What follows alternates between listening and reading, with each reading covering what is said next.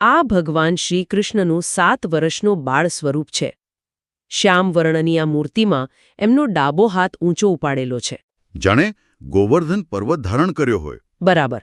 અને જમણો હાથ કમર પર છે. એમનું મુખારવિંદ એટલું ભાવવાવાયી છે કે ભક્તોને લાગે કે તેઓ સીધા એમની સાથે વાત કરી રહ્યા છે. આ કોઈ રાજાનું સ્વરૂપ નથી, પણ એક નટખટ પ્રેમાળ બાળકનું સ્વરૂપ છે. એટલે કે આ સ્વરૂપ ભક્તોને રક્ષણનું વચન આપે છે. પેલો ડાબો હાથ જે ઊંચો છે એ ગોવર્ધન લીલાની યાદ અપાવે છે. પણ મને અહીં એક વાત વધુ રસપ્રદ લાગે છે. બાળ સ્વરૂપની પૂજા. મોટાભાગે તો ભગવાનના પ્રૌઢ સ્વરૂપોની પૂજા થાય છે. બાળ સ્વરૂપ પર આટલો ભાર કેમ? આ ખૂબ જ મહત્વનો મુદ્દો છે.